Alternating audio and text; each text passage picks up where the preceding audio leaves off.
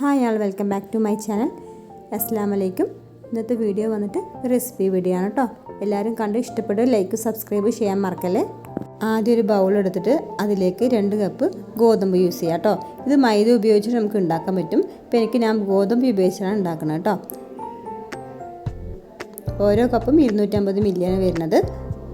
ഇനി ഒരു ജാർ എടുത്തിട്ട് അതിലേക്ക് 1/2 കപ്പ് ചോറ് എടുക്കുക കേട്ടോ. ബാക്കി വരുന്ന ചോറൊക്കെ അങ്ങനെ ഉണ്ടെങ്കിൽ നമുക്ക് ചെയ്ത് നോക്കാം കേട്ടോ. അപ്പോൾ ഒരു നേരത്തിനുള്ള പലഹാരമായല്ലോ. അതിലേക്ക് കുറച്ച് ഉപ്പിടുക, ഒരു 1/4 ടീസ്പൂൺ ഉപ്പിട്ടിട്ട് 1/2 ഗ്ലാസ് അതേ അളവ് ചോറിൻ്റെ അതേ അളവിൽ വെള്ളം എടുക്കുക കേട്ടോ. മിക്സിയിൽ ഇട്ടിട്ട് നല്ലൊന്ന് അടിച്ചെടുക്കുക. ഈ രൂപത്തിലാണ് കേട്ടോ. ഇത്തിരി വെള്ളം പോലെ വേണം, എന്നാലേ നമുക്ക് മാവും കൂടെ മിക്സ് ചെയ്യാൻ പറ്റുള്ളൂ. ഇനി ഇത് ഗോതമ്പിൻ്റെ കൂടെ അപ്പോഴേ നമ്മൾ ഇട്ട് വെച്ചിട്ട് 2 കപ്പ് ഗോതമ്പിൻ്റെ കൂടെ ഇത് മിക്സ് ചെയ്യാം. നല്ലപോലെ പ്രസ് ചെയ്ത് നല്ലൊന്ന് കുഴച്ചെടുക്കുക കേട്ടോ.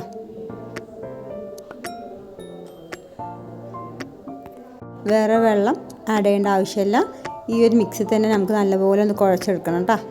അതിനുശേഷം നമുക്ക് കുറച്ച് വെളിച്ചെണ്ണയോ അല്ലെങ്കിൽ ഓയിലോ ഒന്ന് സ്പ്രെഡ് ചെയ്തിട്ട് ഒരു അരമണിക്കൂർ ഒന്ന് റെസ്റ്റ് ചെയ്ത് വെക്കുക. എന്നിട്ട് ഓരോന്ന് ബൗളാക്കിയ ശേഷം നല്ലോണം പരത്തിയെടുക്കുക.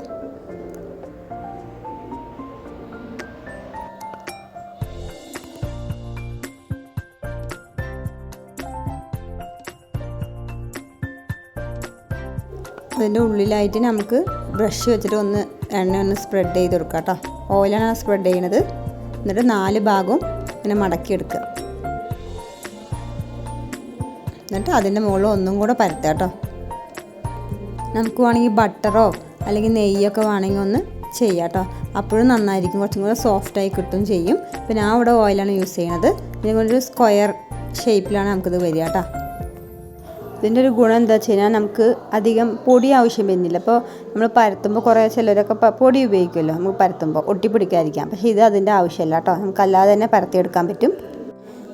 പാൻ ചൂടാക്കിയതിന് ശേഷം ഓരോന്നോരോന്നായി ചൂടെടുക്കാം കേട്ടോ.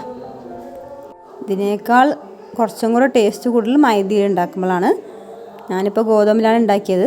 മൈദയിൽ ഉണ്ടാക്കി നോക്കാം. ഇതേ അളവ് തന്നെ മൈദയ്ക്കുള്ളത് കേട്ടോ. 2 ഭാഗവും ആവശ്യത്തിലധികം വെന്തതിന് ശേഷം ഓരോന്നോരോന്നായി ചുട്ടെടുക്കാം. ഇതിൻ്റെ ഉൾഭാഗം നമുക്ക് വെന്ത് കഴിഞ്ഞാൽ തന്നെ അറിയാം. നമുക്ക് പിന്നെ അത് കഴിക്കുമ്പോൾ തന്നെ നമുക്കൊരു ഫീൽ ചെയ്യും. നല്ല സോഫ്റ്റാണ് ഉൾഭാഗം. കഴിക്കാൻ നല്ല സിമ്പിളാണ്. വേഗം ഡ്രൈ ആകില്ല കേട്ടോ. ചപ്പാത്തിയൊക്കെ കുറേ കഴിയുമ്പോൾ ഡ്രൈ ആയി പോകും. പക്ഷേ ഇത് ഡ്രൈ ആകില്ല കേട്ടോ. ഇങ്ങനെ ചുടുമ്പോൾ കുറച്ച് വലിയ ചട്ടിയാണെങ്കിൽ നമുക്ക് 2 എണ്ണം വെച്ചിട്ടൊക്കെ ചുട്ടെടുക്കാം കേട്ടോ. അപ്പോൾ വേഗം പണി തീരുമല്ലോ. ഹോട്ട് ബോക്സിൽ ഇട്ട് വെച്ച് കഴിഞ്ഞാൽ നമുക്ക് അടുത്ത ദിവസം വരെയും അത് നല്ല സോഫ്റ്റായിരുന്നോളും. പിന്നെ അപ്പോൾ കഴിക്കുമ്പോൾ കുറച്ച് ചൂടും ഉണ്ടാവും. ഇതിന് കോമ്പിനേഷനായിട്ട് ഞാൻ അവിടെ കടലക്കറിയാണ് യൂസ് ചെയ്യണം കേട്ടോ. നമുക്ക് വേണമെങ്കിൽ ചിക്കൻ്റെ കൂടെയോ മട്ടൻ്റെ കൂടെയോ ബീഫിൻ്റെ കൂടെയോ ഏതിൻ്റെ കൂടെ വേണമെങ്കിൽ നമുക്കിത് യൂസ് ചെയ്യാം കേട്ടോ. നല്ല അടിപൊളി ടേസ്റ്റാണ്. എല്ലാവരും ട്രൈ ചെയ്യുക. നമുക്കത് കഴിക്കുമ്പോൾ തന്നെ മനസ്സിലാകണം എത്രത്തോളം സോഫ്റ്റ് ആണെന്ന്. നമുക്ക് പെട്ടെന്ന് ഡ്രൈ ആയി പോകാതെ പോകുന്നത്. അപ്പോൾ ഇതെല്ലാവരും ട്രൈ ചെയ്യുക. വീഡിയോ ഇഷ്ടപ്പെടുകയാണെങ്കിൽ ലൈക്കും സബ്സ്ക്രൈബും ഷെയറും ചെയ്യാൻ മറക്കല്ലേ.